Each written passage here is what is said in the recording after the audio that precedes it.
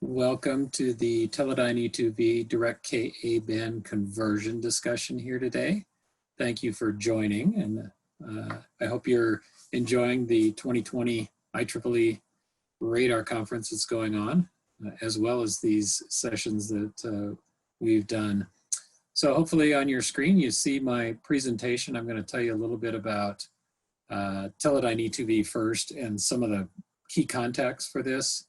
I'll start with the two gentlemen here, Romain and Stefan, are the two applications engineers in our business unit that work with our RF converters. These are converters, both ADCs and DACs, that go direct from digital to RF or from RF to digital. And in this case, we're going to be talking about clear up into the Ka band. Romain is a RF and data converter expert. Stefan is an FPGA expert. So at one end of this, you're going to have an FPGA or an ASIC. And at the other end, you'll have some RF signal. So these two guys together work to support you and our other customers as we do these really high-speed data converters. Depending on where you're located, you'll see some of the field applications engineers that we have in the company that support these products. Andrew Glasgow-Jones and Julien Cochard are both based in Grenoble and support Europe, Middle East, Africa, India. They support a wide piece of the country. And then Mark Stackler is based near Hong Kong, and he does the Asia Pacific region as far as sales and applications. And I do kind of the same thing. My title is Business Development Manager, but I do technical and business support for North America. And I rely very heavily on these two guys to give me the right technical answers that I can give to customers. A little bit about Teledyne E2V, particularly the semiconductor version or portion of Teledyne E2V, if you don't know us. And we do products like we'll talk about today, these high-speed converters. We also do high reliability processors. This is actually a module that's got a gigaflop microprocessor along with a memory and a bunch of passives on a module. And both of these are set up to work in the space markets, the defense markets, and then you see also avionics for the processors and industrial, and that's things like test and measurement and some communications in the high-speed data converters. We also have products that fit around these products. We have space grade RF products also in the defense world. So if you're at even higher RF, or if you want to do mixing and amplifying and filtering in the RF domain, we have products there. And then we have products to provide the power to these devices. Every one of these devices always has power supplies associated with it.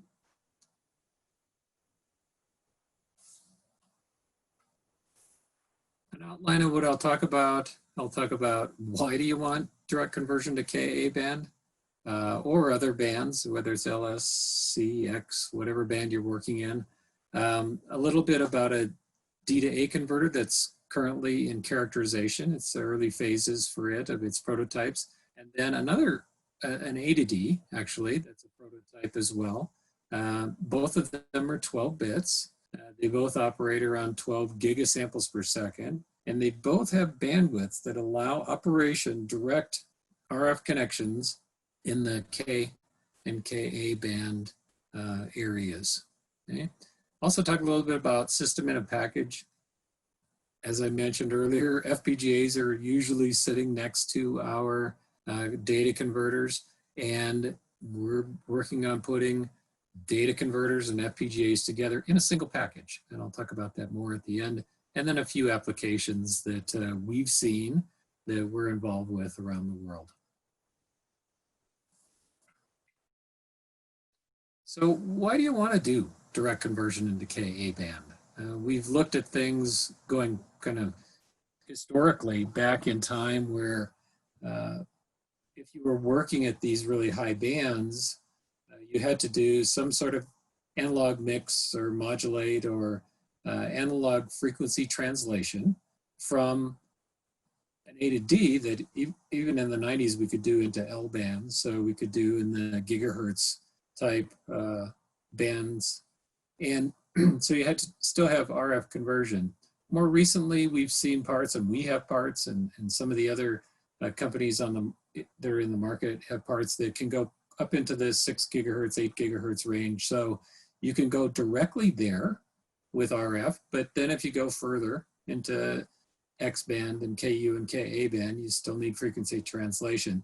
So if you go with one of these parts that can go directly into the K band, you can do the signals directly from the A to D or out of the DAC at RF. So it gives you a lot of things. As you move up along this nice gold curve, you gain flexibility. You can define the band you're in with software. You can move it around with agility, either in the band or to a different band.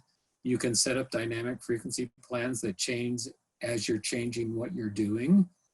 You can actually operate in more than one band at a time, as long as you're careful about how you manage the frequency planning. And you can also work across bands, a very similar kind of thing.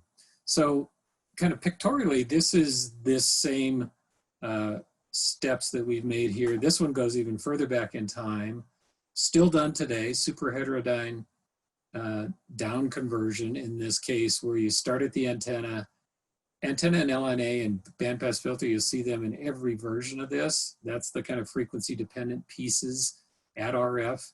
In the super heterodyne, you had several stages of mix, amplify filter, mix, amplify filter. You got to baseband ADCs. They were typically fairly narrow bands, so you needed a lot of them to look at a wide bandwidth, and you needed all this RF to do the conversion. If we go here to like 1995, you start seeing these really wideband ADCs. So now you come in a real mix down filter, amplify and filter, and there may be another amplifier here actually, and then into the ADC. So this greatly simplified the system, made it more flexible, headed all in the right direction here. And if you go to the place where in fact you can sample directly at your RF frequency, you get this very, very simplified, and it's probably oversimplified, but a very, very simplified version of the signal chain. Now, one of the bright guys, and I think it was in our team, said, you shouldn't draw it this way, because what's really happening is this block, the digital block, is actually doing more and more work, so it should be getting bigger.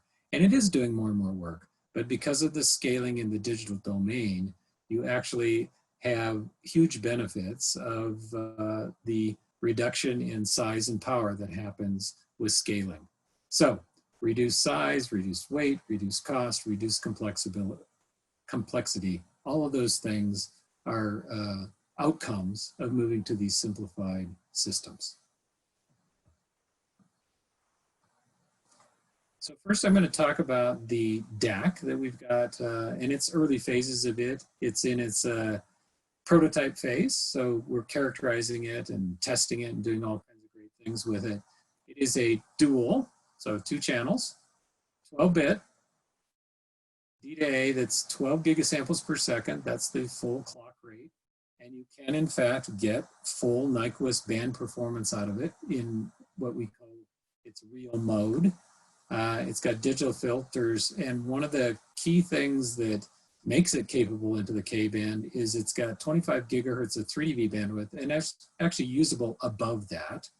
So we can do things, we've looked at things up to 21 gigahertz. There's multiple output modes, kind of the traditional DAC, non-return to zero mode, where you've got most of the power in the first and second Nyquist band, RF mode or mixed mode that's used by a lot of DACs that pushes the power into the second and third Nyquist band. And then there's a third mode, sorry. I've got to be able to count right here, but the third mode that's called 2RF, where we double clock the DAC core itself, so it's running at twice the frequency, and it pushes power into the third and fourth and a little bit into the fifth Nyquist sound. So you can continue to operate up into these very high frequencies with nice power output. You can synchronize these things very well. A lot of the systems you're in are probably array-based. So these 2 parts are easy to synchronize. They're on the same chip, they're matched, all this. but we've also made it very easy to synchronize between multiple packages, so multiple DACs, so you can do many more DACs together. It uses serialized data. This is EasyStream, which we have worked on. It's a simplified version. It's very much physically like JSD204B and PCI Express. So it's got deserializers at this end, serializers at the other end. And so the question always is, what do I do at the other end? And the answer is we provide that for you. So we provide all the IP that you need to put into your FPGA to make this connection. It's got a whole bunch of digital blocks. I won't go into a lot of detail, but there's interpolation modes, 4, 8, and 16. We do this digital up conversion in here with a digital modulator. You can hop with the direct digital, you can frequency hop, and you can do direct digital synthesis with a chirp in here. And then we can do beamforming activities in here, tweaking the gain and the phase and the offset of each of the channels as they come in, so you can do proper beamforming. A little bit about the package. It's in a 20 by 20 high thermal coefficient of expansion Rojas package. Also comes with tin lead, it turns out, and it has been designed for space. So here's a real simple view of the package. It's got this ceramic glass substrate, a flip chip part inside, a nice copper heat spreader on the top and package, and it is non-hermetic ceramic, so it's available, will be available in QMLY standard. Few performance specs of the part. These are target specs simulated, but it turns out as we start to measure this, it looks like this. So SFDR numbers as you go from baseband up into X band, up into K band. So you see it does roll off some. The ENOB, again, holds between about 8 and 9 bits across a very wide bandwidth range, and the noise spectral density, or the noise floor, is very constant across many bands. We've looked at NPR for those of you in the communications world or that have noise-like signals in your system where you've got lots and lots of tones or spread power, and it non-return to zero mode in the first Nyquist zone. So think about first Nyquist is DC to 6 gigahertz in this case. So in the middle of that, we have about 45 dB a noise power ratio. You move into the second Nyquist zone, so now you're between 6 and 12. So let's say you're at 10 gigahertz, you're at about 40 dB of NPR.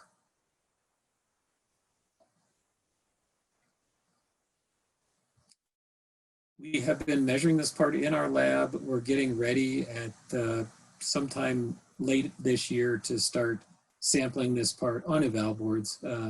So that is coming up, but we started to measure the device, and here's a measurement at 18 gigahertz, 18.25, it says, single tone. And you can see some harmonics here, some other spurs that are related to the processing that's happening, but about 45 dBc SFDR on this part. We also have the ability internally to generate a comb, just a bunch of signals across the band. And you see, we do this to look at what does the shape of this thing really look like across frequency right now. This is the power envelope we can achieve. So at it's right around 0 dBm at very low frequencies. Get up in this fairly broad band between 6 and 20 gigahertz, and we can maintain about a minus 10 dBm signal. And just remember one of the goals is to get this up into the 20, 30 gigahertz range, and you can see that we can generate power up into that mode quite well. Okay. I won't say every system, but most systems need the transmit side, the DAC, but they also need the receive side. So we're working on a companion ADC. It is also at 12 gigasamples per second, 12 bits, more than 30 gigahertz of bandwidth on the part. And this is a prototype version of this thing. There'll be a different version later, but this is the prototype. We built the track and hold first on this thing because that's the critical performance determining component in any system like this, where it's a sample system. So one of the things we did is we made the input single-ended. At some point, most of these systems start out, the antenna, the filter, the LNA are single-ended. The part inside tends to be differential. So a lot of times there's a balun that sits outside. We decided to make it so you didn't have to do a balun in your system. We did it so it's single-ended both on the input and on the clock. So you bring in your signal up to about 40 gigahertz here. You bring in your clock, in this case 12 gigahertz, and then we put it into some existing A/Ds that we have. These are two A/Ds that are both 6.4 gigasamples per second. So you can interleave them, synchronize them with this nice little signal here, interleave them, and you get 12 gigasamples per second. So input is at 40 gigahertz, we're sampling at 12 gigahertz, and it puts out data on this easy stream protocol, which is the same one I talked about, the serialized data stream on 16 high-speed serial lanes. So it is a multi-die SIP. You see the track and hold here, the two ADCs. This is shows some of the pin-out key points where the clock comes in, where the signal comes in, clock, signal, and synchronization pins. So you've got sync in and sync out. It is right now in, again, it's for early phases of characterization. And we've been measuring some parts on the bench. And since we're looking at this thing up to K-band, but we wanted to look at everything. So we, from DC, so 0 to 30 gigahertz, we made measurements on this part on our bench. And this is SFDR versus input frequency. It turns out that this was done at 10 gigasamples per second. And you see it is very flat performance from DC right on up to 30 gigahertz. And you see the different bands called out here. It does go up beyond this. The measurement was only done to 30. So here's just some individual single tone measurements in K-band with an input 6 dB below full scale. You see second and third harmonics dominate. That's just kind of the big analog nonlinearities that you always see in these things. X band, we have a similar size signal here, and you see H2 and H3, and then at C band here, -6, same kind of thing. So similar numbers, and those are reflected in what you see over on this plot. Here's our bench setup, and it gets a little complicated. This is so we can force temperature, so we can look at it over temperature. Here's a board that just captures the data, and then here's the board that has the converter on it.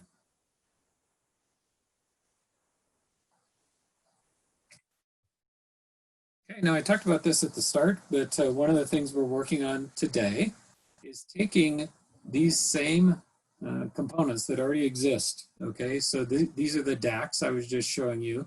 This is the same ADC that's inside this other module. So it's the same ADC that sits here that exists today too. And we've taken an FPGA from our friends at Xilinx and put them together. This happens to be a mechanical sample. I think the real one will be a little bit different layout, but put them together on a board or in a module so that we can test them together. And why do we want to do that? We're doing this up through space grade, so whether you're MEO, GEO, LEO, or on the ground, you could use this up to K-band. We are partnering with Xilinx on this. This SIP gives you advantages in size. It gives you advantages that all the interfaces are already laid out, tested, verified, characterized, checked out over the whole, all the frequency bands, as well as all the reliability conditions that you can have. So it gives you this all-in-one, radiation tolerant, if you're in space, that matters, right?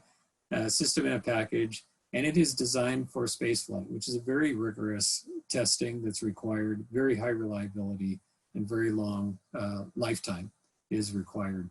So a block diagram of this same system is shown here. It has this quad channel. It's actually a C-band ADC and then it has 2 of these dual DACs on board that are clear up to Ka band capable. At some point, we'll replace this with the K band capable ADC, but for today, this is is being built actually for a particular mission, and it doesn't need K band at this point. So, in summary, we're building parts for applications like radar, and you can see some of the different kinds of radars you might be involved in. Since you're at a radar conference, I would expect, or you're virtually attending a radar conference, I'm expecting you're involved in some of these kind of things, or radio astronomy. Some of these are in development right now. Some of them are quite large, and these are places where we can see components like this on the ground. In telecommunications, it could be a mix of space and terrestrial. And then in EW and electronic intelligence, just there's always this need for more and more bandwidth. So you can see wider bandwidths. You don't have to have down converters. Here's this nice little block diagram that your RF at this point, your RF at this point, and what sits in the middle is the RF capable ADC and the DAC converting to digital, and all the processing and memory and everything happens in the digital domain. So this is why we're working very hard to push the bandwidths, to allow bandwidths clear into the K band, and to allow you to have a simpler, more robust, easier to use, easier to program system. So I thank you for attending today. I hope you come back to us with questions about these products and how they can be used in your systems, and hope you have the rest of the conference that you're attending. I hope it goes very well for you. Thank you.